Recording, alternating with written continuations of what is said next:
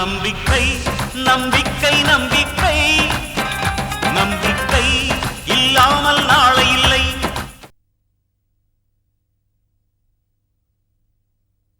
எப்ப raw material வருது, எப்ப வேலை செய்யுது? கொஞ்சம் பொறுமையா இருங்கப்பா. என்னால வேலை முதலாளி சார் பார்க்க வந்து முடியல. பாரு, எல்லாம் சரியாயிடும். இதோ முதலாளி சாரே வந்துட்டாரு. வணக்கம் சார். வணக்கம் சார். வணக்கம். என்ன ஆரம்பம் யூனிட்லாம் ஓடல, பவர் கட்டா? அதெல்லாம் ஒன்றும் இல்லை சார். ராம்கோபால் கம்பெனிலேருந்து ரா மெட்டீரியல் வரல, அதனால தான் 2 யூனிட் ஓடாமல் நிற்குது. ஏன், என்ன பிரச்சனை உங்களுக்கு? புதுசாக ஒரு மேடம் வந்திருக்காங்களாம், அவங்க ரொம்ப ஸ்ட்ரிக்டாக இருக்காங்களாம். பழைய பாய்க்கெல்லாம் செட்டில் பண்ணா தான் ரா மெட்டீரியல்ஸ் அனுப்புவோன்னு கண்டிப்பாக சொல்லிட்டாங்க. மேனேஜருங்க? மேனேஜர் ராம்கோபால் சார் பார்த்து பேசினாரு, அந்த மேடத்தையும் பார்த்து பேசினாரு. ஒன்றும் நடக்கலை சார்.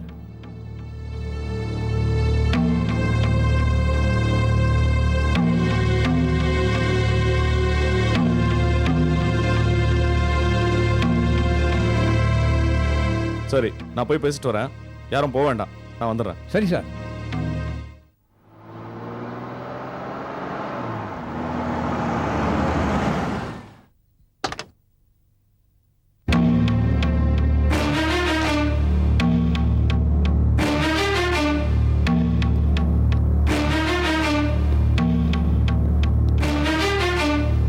கொடவுன்ல இறக்கிடுங்க. சரிங்க சார். வாங்க சார், சொல்லுங்க. ஜெரம், ஏன் இன்னும் ரா மெட்டீரியல்ஸ் அனுப்பல? என்ன இது புது பழக்கம்? ஆமா சார், புதுசா வந்திருக்க மேடம் ரொம்ப கட் அண்ட் ரைட்டு. கண்டிப்புக்கு கண்டிப்பு, கனிவுக்கு கனிவு, எல்லாம் உண்டு சார். யார் அந்த மேடம்?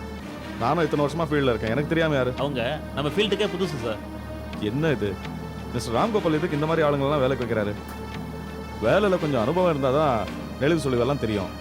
இந்த அம்மா எல்லாத்துலேயும் எடுத்தாங்க ஒத்துன்னு இருக்காங்களே. சரி, நான் மேடம் கிட்ட நேராக பேசுகிறேன். இருக்காங்களா? ஓகே சார், இருக்காங்க, கொஞ்சம் வெயிட் பண்ணுங்க சார்.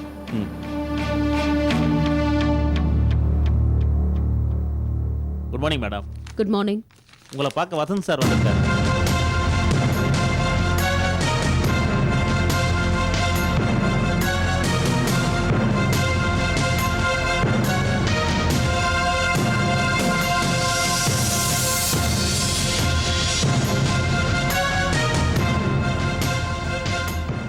உள்ள வர சொல்லுங்க. Okay madam. இன்னும் கொஞ்ச நேரத்துக்கு யாரும் என் கேபின்குள்ள வர வேண்டாம். Yes madam.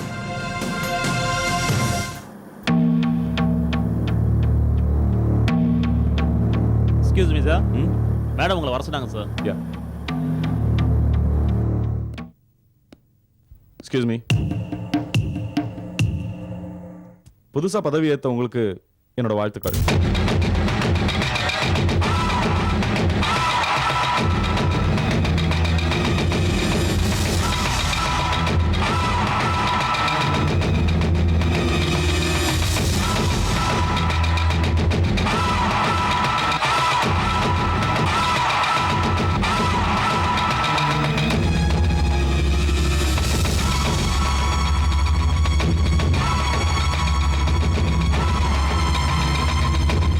வாங்க மிஸ்டர் வசந்த்.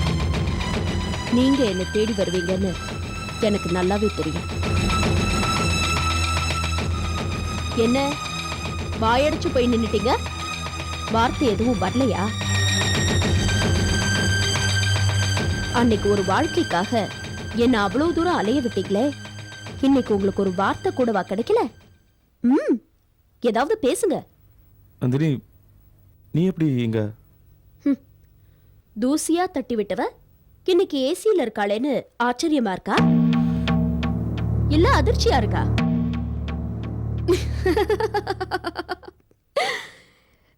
நீ என்ன கைவிட்டிருக்கலாம், ஆனா கடவுள் என்ன கைவிடல. ஏன் தெரியுமா? நான் எல்லாருக்கும் உண்மையா நடந்துக்கிட்டேன். சத்தியம் என்னைக்குமே ஜெயிக்கும் வசந்த்.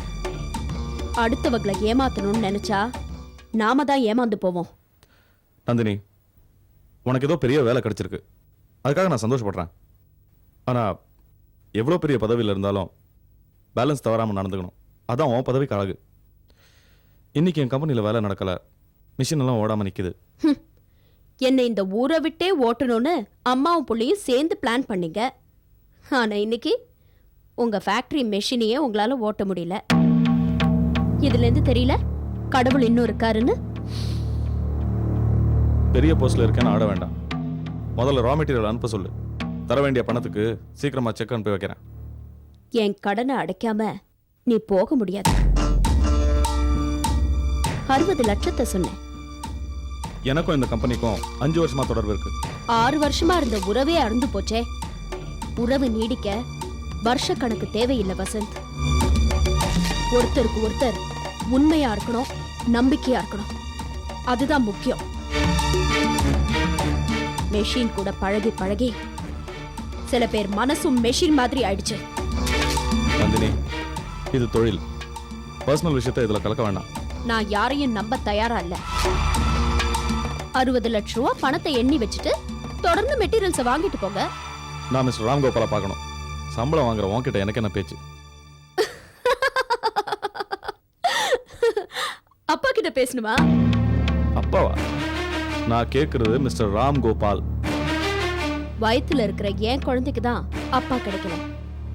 ஆனா எனக்கு ஒரு அப்பா கிடைச்சிருக்காரு தெரியுமா?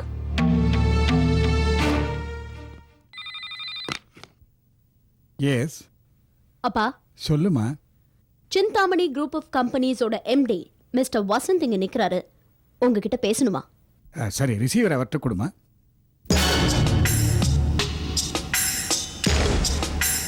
ஹலோ சார், நான் வசந்த் பேசுறேன். சொல்லுங்க. பணத்தை கொடுத்தாதான் ரா மெட்டீரியல்ஸ் அனுப்புறேன்னு சொல்றாங்க.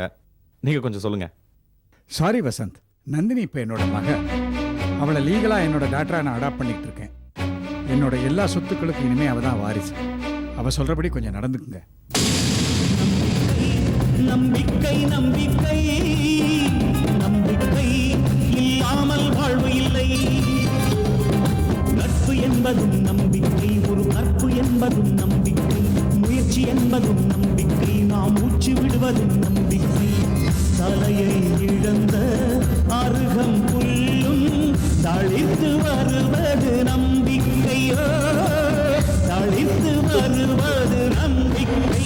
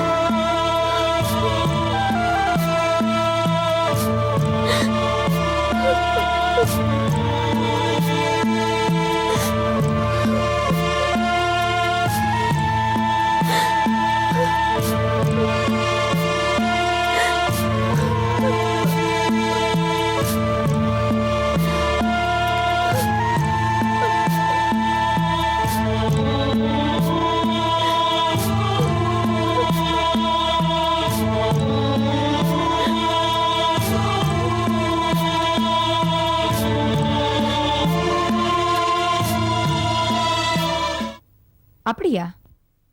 ஒரு யூனிட் கூட ஓடலையா? ஓகே, வசந்த் கிட்ட நான் பேசுறேன்.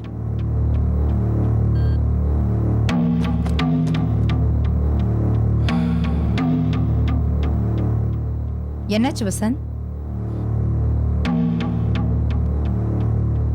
நம்ம கம்பெனில எத்தனையோ பிரச்சனைகள் வந்திருக்கு.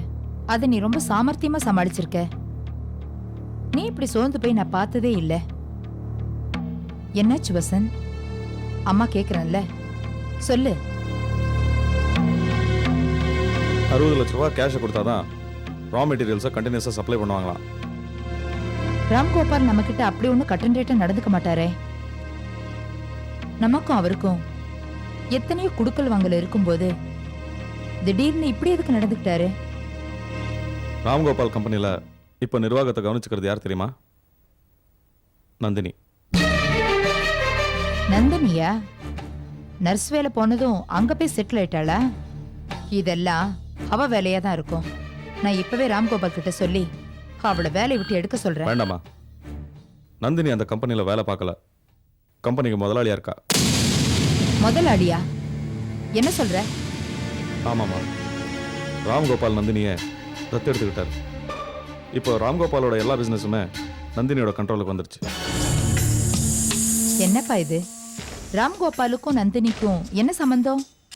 கோடிக்கணக்கான சொத்துக்களுக்கு வாரிசா தத்தெடுக்கிற அளவுக்கு அவங்களுக்குள்ள அப்படி என்ன பந்தம் ஏற்பட்டிருக்கு? மா, ராம்கோபால் தன்னோட உயிருக்கு போராடிட்டு இருக்கும்போது நந்தினி தான் தன்னோட ஒரு கிட்னியை டொனேட் பண்ணி உயிரை காப்பாத்திருக்கா. அந்த நன்றி கடன். சரி, அதுக்கு 2 லட்சமோ 3 லட்சமோ கொடுத்துட்டு போக வேண்டியதானே? சொத்துக்கே வாரிசாக்க வேண்டிய அவசியம் என்ன வந்துச்சு? அதை பத்தி நாம ஆராய வேண்டாமா? ஃபேக்டரி வேலைலாம் ஓடாம நிக்குது. மெஷின்ஸ் எல்லாம் ஒரு நாள் நின்னா எவ்வளவு நஷ்டம் நினைச்சு பார்த்தாலே பயமா இருக்குமா? நீ ஒண்ணு கவலைப்படாத வசந்த். ராம்கோபால் கிட்ட நானே பேசுறேன். வேண்டாமா, அவர்கிட்ட பேசி நான் அசிங்கப்பட்டது போதும். உனக்கு எந்த அவமானமும் வரக்கூடாது. நந்தினி பழசெல்லாம் மனசுல வச்சுக்கிட்டு நம்மளை பழி வாங்குறா.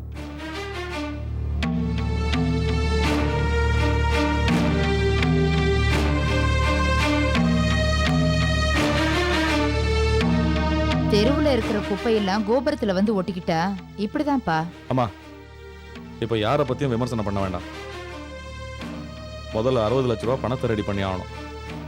தீபாவளி வரை கிட்ட வருது. இந்த நேரத்தில் ப்ரொடக்ஷன் நின்று போச்சுன்னா அப்புறம் வேலை பார்க்குறவங்களுக்கு சம்பளம் கொடுக்கறதே பெரிய பிரச்சனை ஆயிடும். என்னதான் வசதி இருந்தாலும் திடீர்னு இவ்வளவு பணத்துக்கு எங்கப்பா போறது? ஒரு நல்ல இடத்துல சம்பந்தம் பண்ணி உன் மாமனார் பெரிய ஆளா இருந்திருந்தா இந்த மாதிரி அவசரத்துக்கு கடன் வாங்கலாம். உனக்கு தான் அந்த குடுப்பனையே இல்லையே. மா ப்ளீஸ், நம்ம சொந்த பிரச்சனையை இன்னொருத்தர் தலையில சுமத்துறது தப்புமா. நான் ஏதாவது ஏற்பாடு பண்றேன், நீ கவலைப்படாத.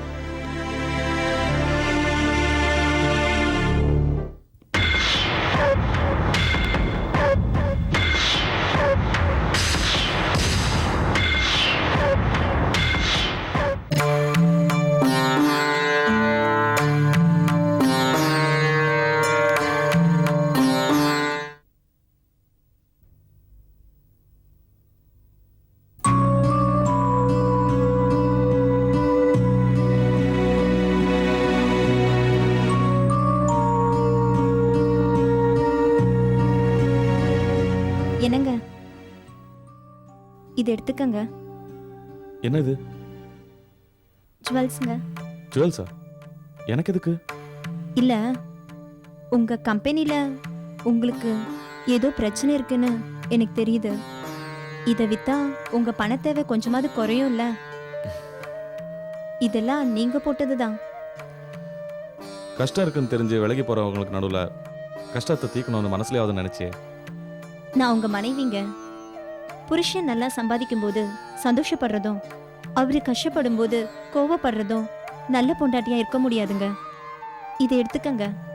ஒன்றும் பிரச்சனை இல்லை ஜெயந்தி, பிஸ்னஸ்ல இதெல்லாம் சகஜம்தான். இருந்தாலும் எனக்கு உதவணும்னு நினைச்சியே, அதுக்காக தேங்க்ஸ். இந்த நகையெல்லாம் உன் கழுத்துல இருந்தால் தான் அழகா இருக்கும். அங்கேயே இருக்கட்டும். ஜெயந்தி, அம்மா பேசுனது எதுவும் மனசுல வச்சுக்க வேண்டாம். கல்யாண மண்டபத்துல நான் பரிதவிச்சு நின்னப்போ என் கழுத்துல தாலி கட்டி என்னை மனைவியா ஏத்துக்கிட்டீங்க. அது மட்டும்தான் என் மனசுல எப்பவுமே இருக்கும். Good night.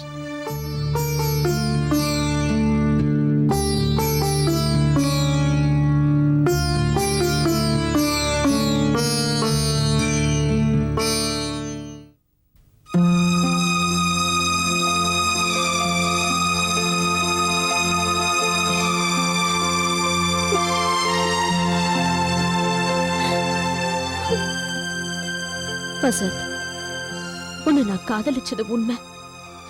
இன்னும் கூட காதலிக்கிறேன். ஆனா என் மனசுல இப்ப காதலை விட பழி உணர்ச்சி தான் அதிகமா இருக்கு. உன்னை இந்த ஜென்மத்துல மறக்க கூடாதுன்னு தான் நினைச்சேன். ஆனா நீயும் உன் அம்மாவும் எனக்கு செஞ்ச கொடுமைய எந்த ஜென்மத்திலையும் நான் மறக்க மாட்டேன் வசந்த், மறக்க மாட்டேன். உன்னை அழிக்க போற அத்தியாயத்தை நான் ஆரம்பிச்சுட்டேன். உன் குழந்தை இந்த உலகத்துக்கு வரும்போது நீ கோடீஸ்வரனா இருக்க மாட்டேன். என்ன மன்னிச்சிடு வசந்த், என்ன மன்னிச்சிடு.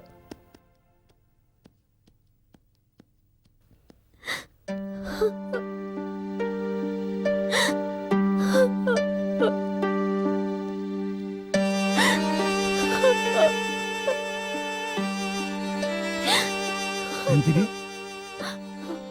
என்னம்மா இது? கண்ணெல்லாம் கலங்கி இருக்கு. நீ இப்படியெல்லாம் அழக்கூடாதுன்னு எவ்வளவு தடவை சொல்லி இருக்கிறேன்ல. என் வாழ்க்கையை நினைச்சா எனக்கு அழறதா சிரிக்கிறதான்னு தெரியலப்பா. ஒரு ஈ எறும்புக்கு கூட நான் தீங்கு நினைச்சதில்ல. ஆனா அப்படிப்பட்ட என் மனசுல இன்னைக்கு பழி வாங்குற உணர்ச்சியும் எதிரியை அழிக்கணுங்கிற வெறியும் தாப்பா இருக்கு. நான் எப்படி மாறிட்டேன் பாத்தீங்களாப்பா? அப்பா, ஒரு பொண்ணுக்கு இவ்வளவு பழி உணர்ச்சி இருக்கலாமா? நந்தினி, நீ இப்போ ஒரு சாதாரண பொண்ணு இல்ல, ஒரு கருவை வயத்துல சுமந்துட்டு இருக்கிற தாய். இந்த சமுதாயம் உனக்கு ஆதரவா இருக்கோ இல்லையோ, ஆனா உன் பக்கம் நியாயம் நிறைய இருக்குன்னு நிரூபிக்க நீ தாராளமா சண்டை போடலாம். அதுக்கான உரிமை உனக்கு உண்டம்மா. வசந்தை எதிர்த்து நான் ஜெயிக்க ஆரம்பிச்சிட்டேன்பா. ஆனா அதுல எனக்கு முழு சந்தோஷம் இல்ல. வாழ்க்கையில என்னைக்குமே வசந்த் ஜெயிக்கணும்னு நினைச்சவனா. ஆனா இன்னைக்கு அவர் ஜெயிக்காம இருக்க நானே காரணமா இருக்கேனே. உனக்காக வசந்த் கிட்ட நான் வேணா போய் பேசி பார்க்கட்டுமாமா? என்னன்னு பேச போறீங்கப்பா? நந்தினி கழுத்துல தாலியை கட்டி அவளை மனைவியா ஏத்துக்கன்னு சொல்ல போறீங்களா? உன் விருப்பம் அதுவா இருந்தா வசந்த் கிட்ட பேச நான் தயாரா இருக்கேம்மா. ஒரு காலத்துல வசந்தும் நானும் காதலிச்சது, அவரை நான் நம்பினது எல்லாமே உண்மைதான்ப்பா. அந்த நம்பிக்கைனாலதான் கல்யாணத்துக்கு முன்னாலேயே என்ன முழுசா அவர்கிட்ட இழந்துட்டேன். ஆனா நான் காதலிச்ச அப்பாவி வசந்தா அவர் இப்போ இல்லப்பா. இல்ல,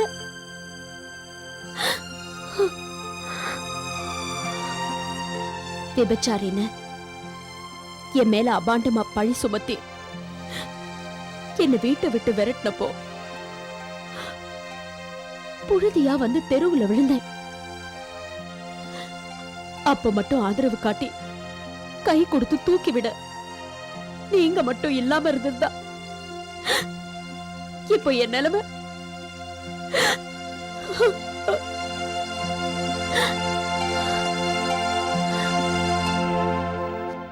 இவ்ளோ ஈவரக்கம் இல்லாத அந்த கொடுமைக்கார வசந்த் கிட்டையும் அந்த சிந்தாமணி வீட்லயும் நான் போய் வாழணும்னு கனவுல கூட நினைக்க மாட்டேப்பா. இந்த ஒரு பிறவி இல்ல, இனி எவ்வளவு பிறவி எடுத்தாலும் அந்த வசந்தும் சிந்தாமணியும் எனக்கு எதிரிங்கதான். இதை யாராலையும் மாத்த முடியாது, மாத்த முடியாது.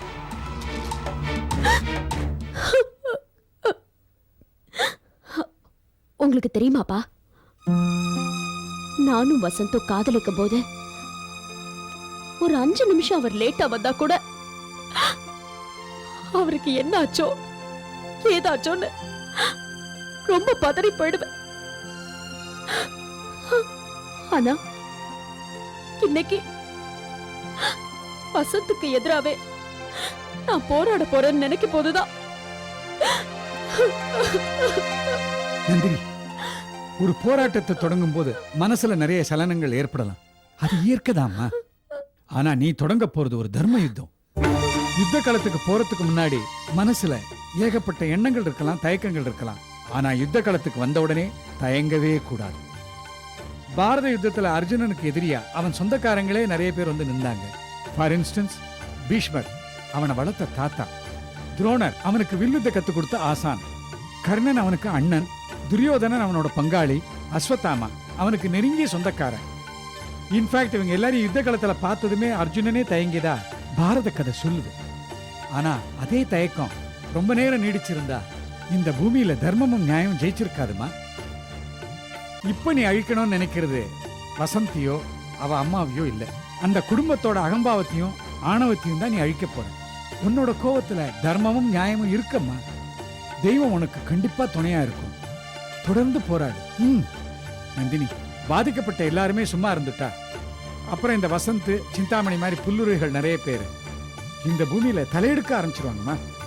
அதை தடுக்க வேண்டிய தார்மீக பொறுப்பு உங்ககிட்ட தான் இருக்கு. அதை மறந்துடாதே, போராடுமா. கோ ஹெட்.